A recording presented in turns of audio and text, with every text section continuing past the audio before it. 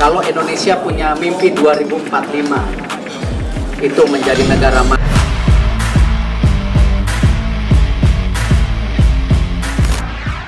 FIFA tak sabar lihat kiprah timnas Indonesia U20, PSSI segerakan pemain naturalisasi. Sintayong telah melakukan pemanggilan terhadap 29 pemain untuk menjalani TC di Jakarta dan Korea Selatan sebagai persiapan jelang Piala Dunia U20 2023. Yang menarik adalah FIFA ikut umumkan pemain Indonesia yang dipanggil oleh Sintayong tersebut. FIFA ikut memeriahkan pemanggilan itu dalam akun Instagramnya. PSSI resmi mengumumkan 29 pemain tim U20 Indonesia untuk mengikuti TC di Jakarta dan Korea Selatan. Semangat Garuda Nusantara untuk Piala Dunia, tulisnya di keterangan postingan. Sintayong sendiri selaku pelatih timnas Indonesia U20 pun mulai melakukan persiapan jelang Piala Dunia U20 2023 dengan memanggil para pemain untuk melakoni pemusatan latihan.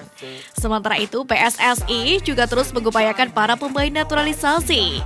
Terbaru Komisi 3 dan Komisi 10 Dewan Perwakilan Rakyat atau DPR RI dijadwalkan menggelar rapat pembahasan percepatan proses naturalisasi 3 pemain sepak bola, yakni Ivar Jenner, Rafael Struijk, dan Justin Hubner. Bahkan menurut anggota Exco PSSI Arya Sinulinga, rapat pembahasan naturalisasi pemain ini akan dilakukan 2 kali dalam sehari, yakni pada hari ini, Senin 20 Maret. Rapat tersebut diharapkan dapat mempercepat proses naturalisasi karena kebutuhan yang mendesak. Setelah DPR RI memberikan restu, kata Arya, berkas ketiga pemain itu akan diberikan kepada Presiden Jokowi untuk mendapatkan persetujuan. Selanjutnya, pemain-pemain tersebut akan melakukan pengambilan sumpah sebagai warga negara Indonesia. Kami harapkan mudah-mudahan gak meleset, kami tunggu saja nanti, ucap Arya Sinulinga. Tak terbendung, statistik pemain depan timnas Indonesia jelang lawan Burundi. Timnas Indonesia bakal 2 kali menantang Burundi di ajang FIFA Matchday bulan Maret 2023. Dalam 2 pertandingan tersebut, Sintayong tercatat sudah memanggil 8 penyerang ke timnas Indonesia. Dari 8 penyerang tersebut, tidak ada yang bermain di luar Liga 1 kecuali nama Sadil Ramdhani. Dalam sistem yang sering dimainkan Sintayong, timnas Indonesia tampil dengan 3 penyerang utama dengan 1 striker murni yang ditopang 2 pemain cepat. Tentu bakal ada persaingan sengit dari 8 pemain tersebut untuk mendapatkan 3 atau 4 tempat di lini depan timnas Indonesia. Jika dihitung berdasarkan rata-rata keterlibatan gol per pertandingan, Sadil Ramdhani jadi pemain tersubur timnas Indonesia. Pasalnya ia sudah mencatatkan 3 buah gol dan 2 assist dalam 5 pertandingan. Itu artinya Sadil selalu terlibat untuk menciptakan minimal 1 gol untuk Sabah FC di setiap pertandingan.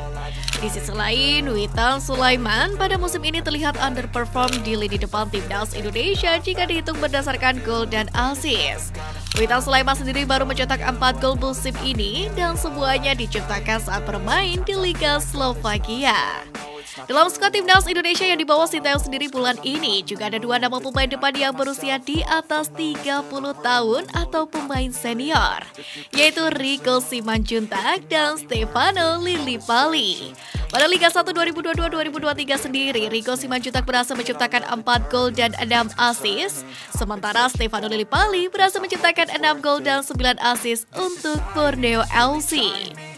Sementara itu, Sintayong juga masih mengandalkan 2 pemain nomor 9 murni andalannya sejak FIFA Matchday September lalu, yakni kala menghadapi Curaçao. Pemain yang dimaksud adalah Dimas Drajat dan Ramadan Sananta. 2 pemain tersebut berhasil membuktikan diri sebagai andalan timnas Indonesia di pos penyerang tengah. Dimas Drajat berhasil menciptakan 7 gol dan 3 assist untuk Persikabo 1973 musim ini. Sementara Ramadan Sananta berhasil menjadi andalan di pos penyerang tengah dengan menciptakan 11 gol dan 2 assist untuk klubnya PSM Makassar. Untuk itu patut dinantikan siapa 3 pemain yang bakal jadi starter di lini depan timnas Indonesia pada 2 laga menghadapi Burundi. Tatap serius FIFA Matchday, ambisi Erick Thohir bawa timnas Indonesia ke ranking 50 dunia. Kepengurusan PSSI yang baru tampak memandang serius agenda FIFA Matchday. Mereka aktif mencari lawan uji coba untuk timnas Indonesia pada agenda tersebut. Idealnya timnas Indonesia melakoni laga uji coba di agenda FIFA Matchday untuk mendulang banyak poin. Dengan begitu, ranking FIFA Indonesia dapat meningkat. Untuk diketahui, saat ini Indonesia sendiri masih berada di posisi ke-151 dunia. Peringkat Indonesia pun jauh lebih rendah dari beberapa negara di ASEAN seperti Thailand, Vietnam, Malaysia, dan Filipina. Timnas Indonesia pun tengah dalam misi memperbaiki ranking FIFA. Sebelumnya PSSI telah memastikan tim asal Afrika Burundi menjadi lawan timnas Indonesia di FIFA Matchday bulan ini. Belum lama ini PSSI juga telah memastikan Palestina menjadi salah satu lawan timnas Indonesia untuk FIFA Matchday Juni mendatang. Terbaru Ketua Umum PSSI Erick Thohir menjelaskan bahwa PSSI masih berkomunikasi dengan 3 hingga 4 negara untuk menjadi lawan uji coba di FIFA Matchday. Palestina 14 Juni, nanti Juni akhir ada lagi lawannya, belum bisa diumumkan karena belum taken. Yang pasti ada perbincangan dengan 3-4 negara. Seperti kita maukan FIFA Matchday ini sampai akhir tahun terisi. Akan tetapi kalau belum ada black and white-nya atau perjanjian kita tidak mau umumkan, ujar Erick Thohir. Dalam hal ini, Ketum PSSI Erick Thohir memimpikan timnas Indonesia mampu tembus peringkat 50 besar FIFA di tahun 2045. Dia pun memaparkan sejumlah rencana untuk merealisasikan hal tersebut.